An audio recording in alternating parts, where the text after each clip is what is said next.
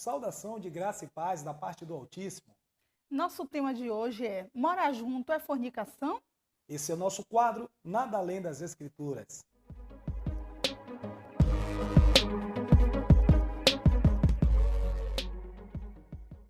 Amém. Esse tema relacionado à palavra fornicação é um assunto polêmico até os dias de hoje. E antes de ministrar sobre esse tema, eu quero reverenciar a todos os ministros do Evangelho, com meu carinho, com meu respeito, e vim para pregar o Evangelho segundo a Cristo, como assim convém. Amém? A palavra fornicação vem do latim, oriunda da prostituição. Na antiga Roma, existiam muitas construções públicas em formato de um arco, as quais eram chamadas de fornix ou fornice.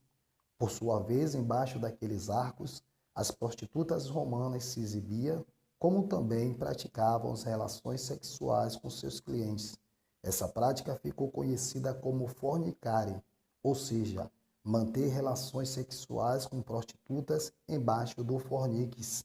Esse ato de prostituição deu origem à palavra fornicação. Como o Novo Testamento foi escrito no grego, a palavra fornicação trata-se da palavra porneia, a qual no dicionário grego é relativa a relações ilícitas, prostituição e adultério. As relações ilícitas estão classificadas no livro de Levítico, do capítulo 18, verso 6 até o verso 18. Como também as uniões abomináveis, a qual está no verso 20, 22 e 23. A prostituição, segundo a Bíblia, trata da relação sexual por um preço, segundo o que está escrito em Ezequiel, capítulo 16 e verso 33. A todas as meretrizes dão paga, mas tu dás presentes a todos os teus amantes, e lhes dás presentes para que venham a ti e de todas as partes pelas tuas prostituições. Como também a relação sexual fora do matrimônio. 1 Coríntios, capítulo 5, verso 1. Geralmente se ouve que há entre vós fornicação, e fornicação tal, qual nem ainda entre os gentios, como é haver quem abuse da mulher de seu pai.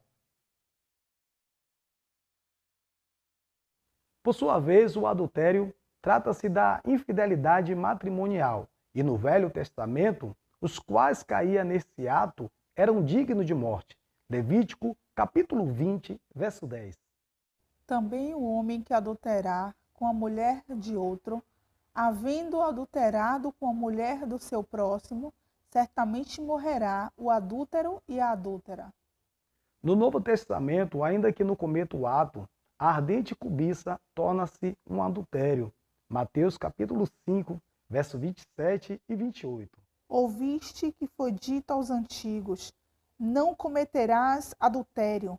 Eu, porém, vos digo que qualquer que atentar numa mulher para cobiçar, já em seu coração cometeu adultério com ela. E não para por aí, segue-se mais outro ato considerado adultério. Mateus capítulo 19, do seu verso 9.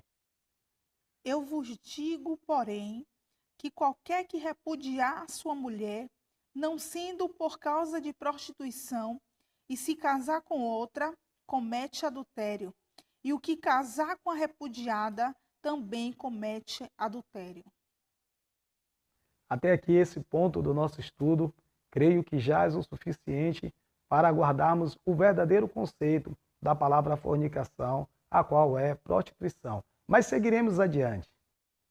O conceito de alguém julgar um casal que mora junto como um ato de fornicação não testifica com a Bíblia. Veja 1 Coríntios, capítulo 7, verso 2. Mas por causa da prostituição, cada um tenha a sua própria mulher e cada uma o seu próprio marido. Veja que ao homem ter a sua própria mulher, e a mulher o seu próprio marido, isso contraria a prostituição. Então, de maneira alguma, podemos classificar essa união como um pecado de fornicação.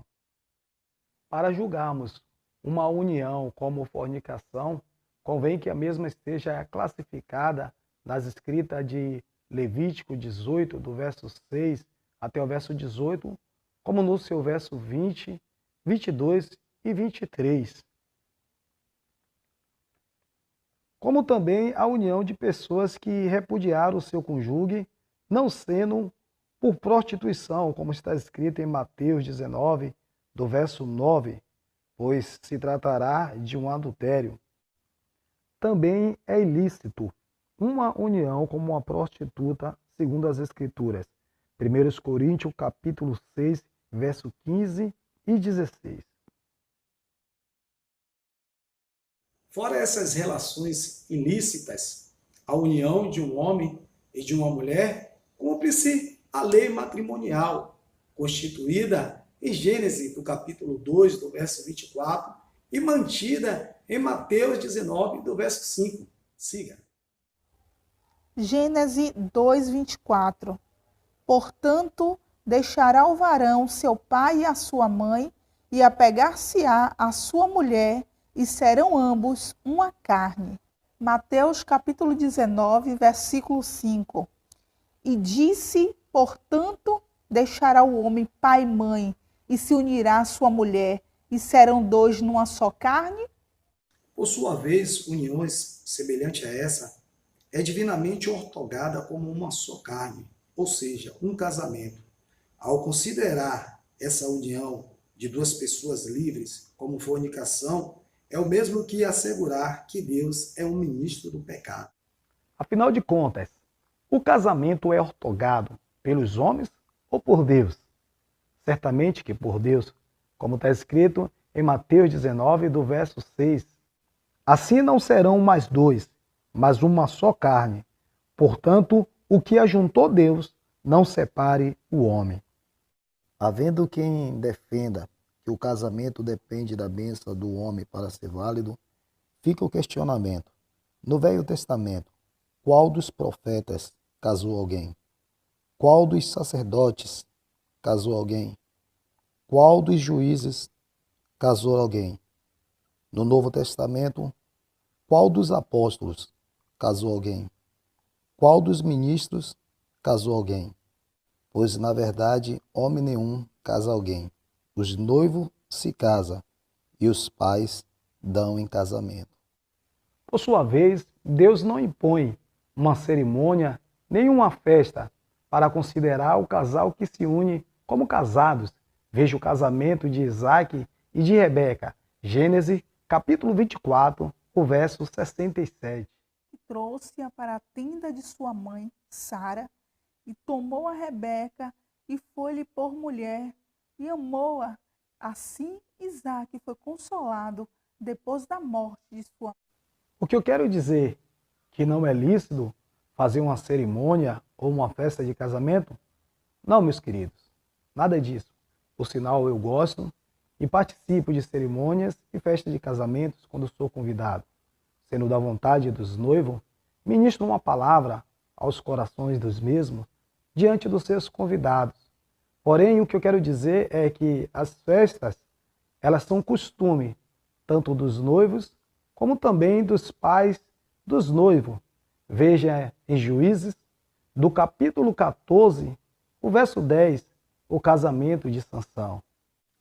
Seu pai desceu à casa da mulher, e Sansão deu ali uma festa, como era costume dos noivos. Segue agora o casamento de Jacó. Gênesis, capítulo 29, verso 21 e 22. E disse Jacó a Labão: dá-me minha mulher, porque meus dias são cumpridos, para que eu entre a ela. Então ajuntou Labão todos os varões daquele lugar e fez um banquete. Por sua vez, muitos acreditam que o casamento só é válido após o registro civil. Ao contrário, trata-se de uma fornicação. Os que argumentam essa tese os mesmos não têm respaldo bíblico. Alguns tentam até usar a palavra de Romanos, capítulo 13, do verso 1. Conferimos. Toda alma esteja sujeita às autoridades superiores, porque não há autoridade que não venha de Deus, e as autoridades que há foram ordenadas por Deus. Sustentar uma tese por meio dessa escrita é o mesmo que dar um tiro no próprio pé, pois a Constituição Republicana Federativa do Brasil não tem o ato de alguém morar junto sem um registro civil como um crime. Ao contrário, o artigo 1723 do Código Civil ampara essa união, reconhecendo-a como união estável, assegurando direitos e deveres de ambas partes.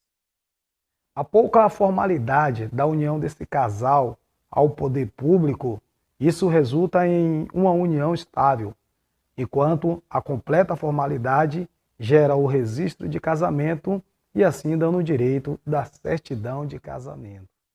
O que eu quero dizer com tudo isso? Que eu sou contra o casamento religioso ou contra o casamento civil? Nada disso, meu amigo. Eu apenas trouxe a clareza ao assunto porque não é justo nós julgarmos como fornicador uma pessoa que não é. Alguém desconsiderar esse conceito que foi ministrado, não tendo ele argumento bíblico, a Bíblia o tratará como soberbo, como está escrito em 1 Coríntios, capítulo 4, do seu verso 6. E eu, irmãos, apliquei essas coisas por semelhança a mim e a Apolo, por amor de vós, para que em nós aprendais a não ir além do que está escrito, não vos ensoberbecendo a favor de um contra o outro. Ficaremos por aqui. Eu deixo o meu forte abraço. Força total em Cristo Jesus.